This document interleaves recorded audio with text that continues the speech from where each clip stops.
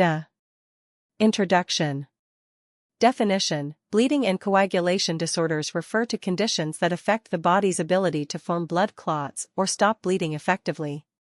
Importance: these disorders can lead to excessive bleeding, spontaneous hemorrhage, or inappropriate clot formation, thrombosis, which can be life-threatening if untreated. Scope: this lecture will cover normal hemostasis, common bleeding and coagulation disorders, diagnostic approaches, and management strategies. Part 1: Normal hemostasis. Hemostasis is the process by which the body stops bleeding after vascular injury. It involves 3 key steps. Vascular spasm.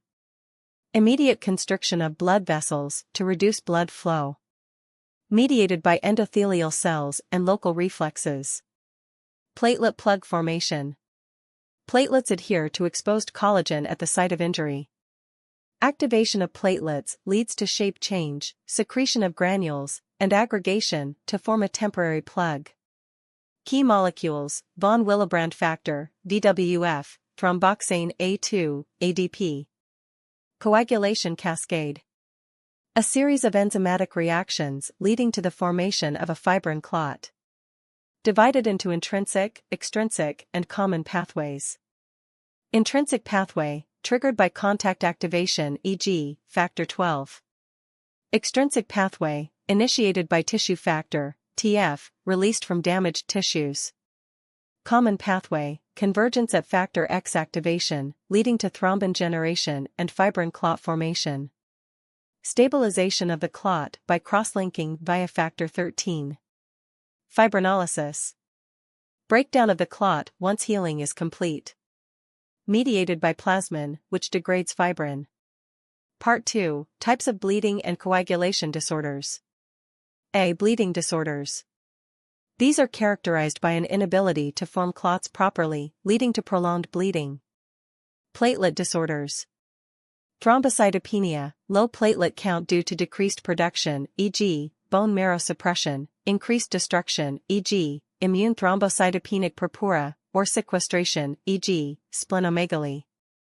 Qualitative platelet defects, abnormal platelet function despite normal counts, e.g., Bernard-Soulier syndrome, Glanzmann thrombasthenia. Coagulation factor deficiencies. Hemophilia. Hemophilia A, deficiency of factor 8. Hemophilia B, deficiency of factor 9.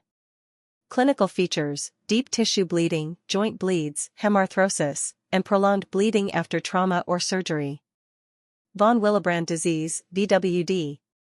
Most common inherited bleeding disorder. Caused by deficiency or dysfunction of von Willebrand factor.